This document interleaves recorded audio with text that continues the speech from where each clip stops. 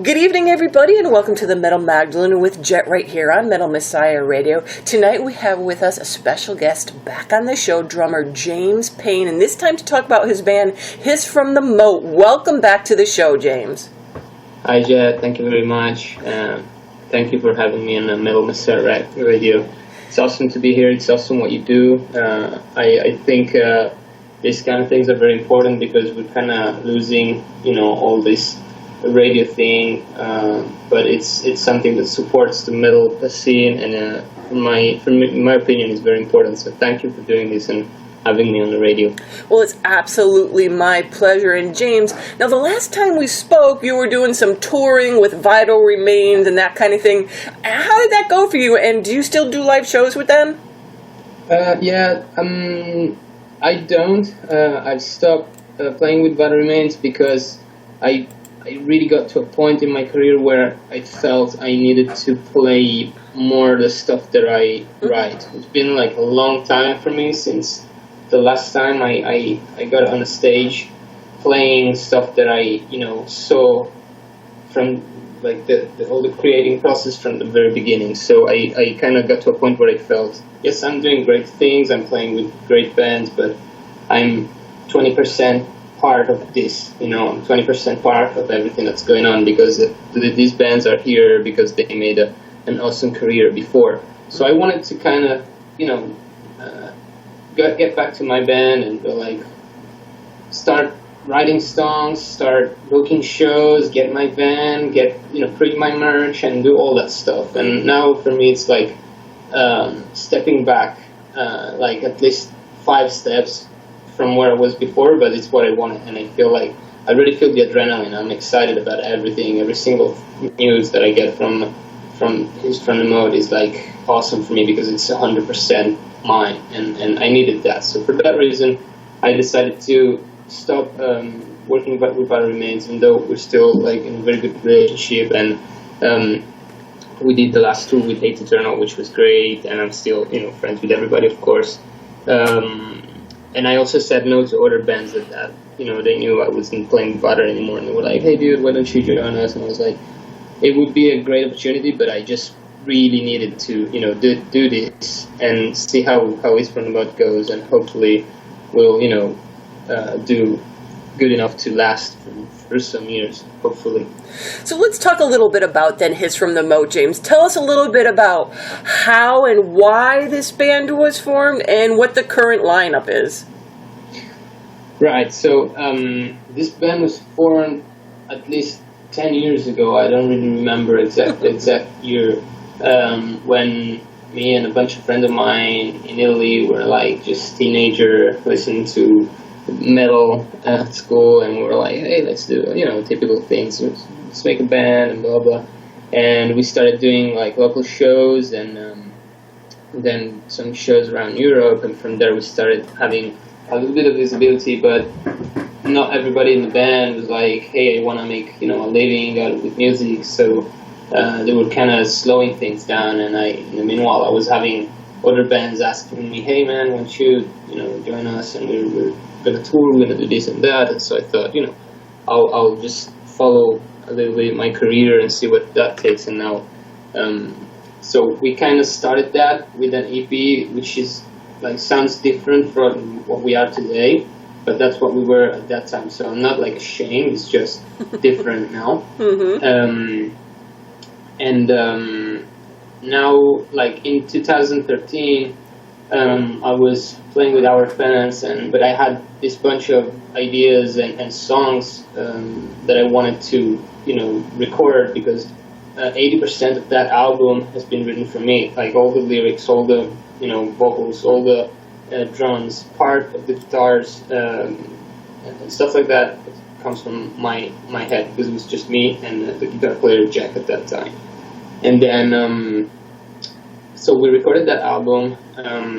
We kind of looked for a label, and Nuclear Blast was interested in putting it out for like digitally. And so we were like, that's great, because you just make it kind of for fun, because I wanted to write some stuff and I wanted to get those songs out of my head, and Nuclear Blast released it, so it was a good thing. But then we never toured because I was busy. We didn't really had a lineup, and so it was just too much work and too much things to organize to really think about touring and stuff like that. Even because I never like to just play a show or do stuff like at 50% of what you should do. I like to jump in things and do it like properly. So we just limited to kind of have that going on. So the Nuclear Blast releasing Lacerated, Enemy from Czech Republic, releasing the physical version, doing a bunch of videos for YouTube and be out at least online. And then when I got that at that point with Battle Remains and all my career, I was like, I want to really go back and fully concentrate on Hiss From The Moat. So we found a more complete lineup, which is made from me, Jack, which is the guitar player that has always been in the band. There's Carlo, who used to play for Tasters there. They were also signed to Nuclear Blast. And Gabo, who's the singer, he also has a very good band called Implore. They're actually touring South America soon, so everyone who's listening should check Implore out, and they're great. And so we have, this is the lineup, and Gabo is like singer and guitar player, so we're a 4-piece band, and we're about to announce some tours soon. And so I'm excited about that. That is exciting. And James, we were talking a little bit earlier before we started doing the interview that your last album has been out now for 3 years, but people are just kind of now noticing it, and a lot of people are like, hey, who is this new band? So why do you think that is? Well, part of it is for sure because I never promoted too much the band. I was more focused on the things that were engaged at the time, so Howard Pence and Battle Remains. I kind of focused on that, and so for that reason, that's probably one of the reasons. But also because we never toured, it's like a band that is there, but it's like it's not real, because if the band's not around, if the band is not like an active project, people are not like into it. And this explains and shows how all this internet hype is good for one thing, but then real life is still the real thing. So I think that's the most the main thing of why people don't know. And also because a lot of people know from my work with our fans and Battle Remains, of course. So at one point I thought, after I did my DVD, I saw I was getting a lot of exposure, and I thought, maybe I can do some stuff myself, and so I started pushing Hiss From The Moat, and I saw the response of the people was good. So I thought Hiss From The Moat might have a chance, and so probably now people will get to know the band more. And for sure, with the touring and everything, we're gonna do a more we're gonna promote more, so people will will discover the band. So, like you were saying, as people are just discovering the band and just discovering your last album, Misanthropy, released in 2013 through Nuclear Blast, like you were saying, explain to us a little bit behind the album now, because people are feeling like this is a new album. So tell us a little bit about the album, and also, when you recorded this album and you had like the playlist out, you kind of like divided it up into these chapters. So tell us a little bit about the album, James, and why you did what you did as far as like dividing it into chapters and all that kind of thing. Yeah, so what I wanted to do was to not to just play music, but I'm kind of trying to create a piece of art in all its parts. So for sure we worked a lot on the music, but we worked a lot on the lyrics too, and on the meaning of the whole album, on what we wanted to say. We wanted to communicate something. It's not only about destroying everything and hating what's around, but it's like more of a explaining or trying to give a point of view of how like things are seen in the modern age. So basically, the whole concept is about, and the last track really explains a lot of the album. It's about how lies are and justifications are killing people, and so that's why everybody's kind of, not everybody, but a lot of people helps to religions, because it's a great lie. It's an organized lie that everybody can relate to and feel hope and have hope, and we're like, we hate lies, we hate justifying, so just believe in yourself and stop living in this whole kind of fairy tale that you will, if you do certain things in a certain way, you're okay. And so that brings misanthropy, because it's like hating lies. You hate people because everybody lies and everybody justify, and you hate it back, and so that creates the whole misanthropy. So it's divided in chapters where basically it's like this new god that explains how all the gods are like fake, and it starts from being a god, but then it ends to being just a concept, a thought. And so every chapter explains how this starts from being something physical to and ends up to being like caduceus. So it's just a symbol. It's just something that's there but doesn't exist. So that's the reason. And we're gonna try to work on the live set in this way too. I mean, we want to create a show and not only just a concert. It's not just going to be about the music. It's going to be about the visual part with clothes and lights and stuff like that. So this is how I kind of thought about the album. The good thing about being an old but new album is that we can still promote it as new, because it has never been promoted live before, and it will give us some time to finalize the new album, which is already basically done, which we hope to release in 2017 or 2018, but yeah, 2017 will be better. So we kind of will work on with these tracks, and then we'll come out straight with a new album that's almost done. Wow, so we're looking forward to that too. Now, also on your past album, and it was kind of pretty good timing, really, you had some guests on there, right? Yeah, there was Tommaso from Fleshgood, who Fleshgood are like our brothers. So I did a clinic tour with Francesco, the drummer, and everything. We're very good, close friends, and actually, the thing was that I asked Tommaso to record the whole album, because since we didn't have a singer, I was looking for someone to record all the lyrics, but he was too busy, and so he just said, "Hey, I can do a guest though," because he liked the music and he was like into it, and was like, "I would like to be a guest on it, but I can't like record the whole thing." So that's how it went with him, and then we have Ryan, who used to play for Black Dahlia Murder.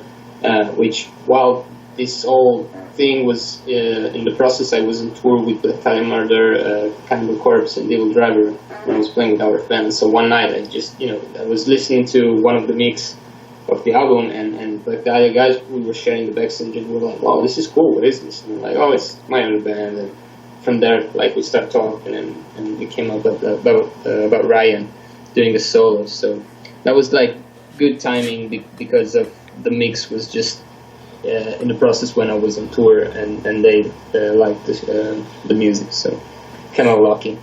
And it's just funny how it all worked out too, because like you were mentioning how you had Tommaso from Flesh God do a guest vocals on one of the songs, and it's just like he started promoting, you know, the band right when they released their album, so everybody was like, oh my gosh, you know, so it just kind of worked out pretty good as far as, you know, that went. Everybody thought everything was all so new, and it kind of coincided with that. So sometimes, you know, when you wait, shit works out pretty good, James, so. Exactly. Sometimes you just have to go with, you know, the life. Sometimes it just takes you in the right place at the right moment without even, you know, think about it.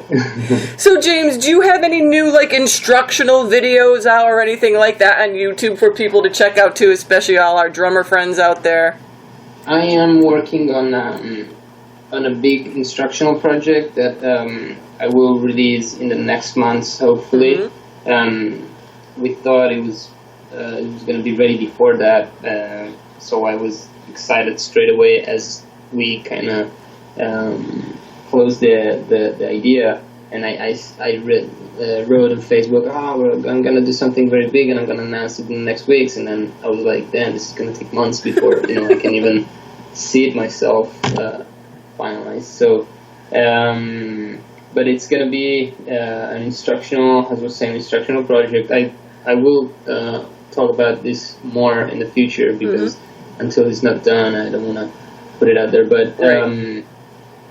it's gonna be. I was after I did the DVD. I've been selling the DVD regularly for 2 years now, so people are like into what I'm doing, and that's awesome.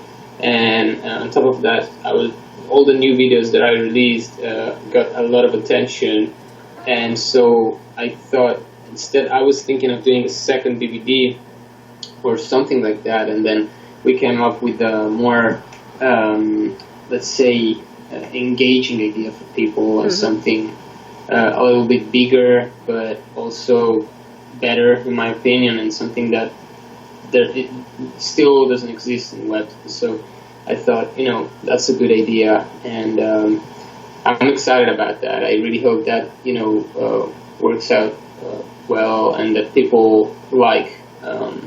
And it's going to be the good thing is going to be instructional, but not only to play drums. There's going to be different section and topics about the instructional part, which is also managing and, you know, being businessman, being, you know, all the kind of making a living related sections, which is something that it's really missing, in my opinion, in this market. So I thought, you know, I do a lot of that in all my businesses, so I was like, people need to learn, or need to at least hear some like that part more than paradiddles and blast beats and double pedal, which is great. I mean, it's what you need to, you know, start this business, but then usually musicians and bands, they stop at that point. They know how to play their instrument, they know how to, you know, write songs, record an album, and then they don't really know what to do, you know. And I'm not talking about everybody, of course, but, you know, a lot of bands are still trying to sign the labels and all that stuff, and nowadays it's very different with the internet, and if you know how to take advantage of the internet, you have a lot of power in your hands for your business. So sometimes I get like the question, oh, what do you do in your life? And I'm like, I'm a musician.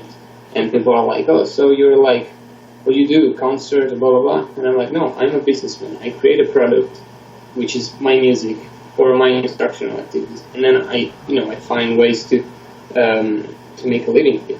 And people don't have that type of view, and I think it's very important. So, yeah, I think it's going to be something a little bit different from the usual instructional, learn how to play drums thing. So hopefully people will like that.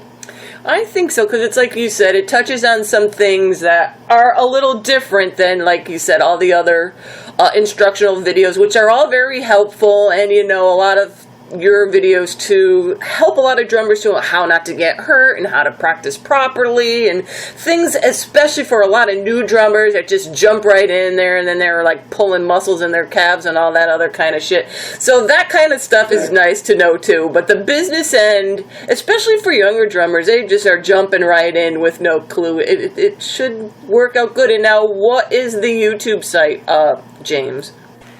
Right. Yeah, I have my own channel. It's if you just look for James Payne on YouTube, you should be able to find my drummer. I don't have like a link because it's basically I put all the videos that are uploaded on the YouTube, or even from the companies. I make playlists on my page, but it's not something that I really push too much. I'm more on Facebook and stuff like that because it works better with my kind of contents. But people go on YouTube and write James Payne, they should be able to find my channel easily. There's another YouTube that I manage, which is called the DrumHouse, and that's like another instructional thing where we kind of host drummers from all over the world, and there are great drummers like Derek Crowley, Mark Comey. We also have like Steve Gadd, Tama, really big names, and that's a very good platform for drummers to get inspired and get other instructional things, and I'm always behind that. And then on Facebook I have my page, artist page is James Payne Drummer, or my personal page, James Payne. So it's all under my name, so it's pretty easy if people look on Facebook, on social networks. Instagram, it's James_WP, and Twitter is the same, James_WP. So they can find me there just under my name. It's pretty easy. So there you guys go. You could go check out James Payne all over the internet. You could also check out Hiss From The Moat on Facebook as well. And between all your sites, it'll have information on where they could order merchandise, what you guys got going on. We're looking forward to tours and new music and all that stuff. And James, thank you so much for taking the time out to come on the show to tell us a little bit about your band Hiss From The Moat, and all the best from you guys. And we're looking forward to new music and tours from you. Awesome. Thank you very much for having me. It's always a pleasure, and you're doing a great job. And thank you also for doing this for the metal community, not just for me. It's a great thing for me.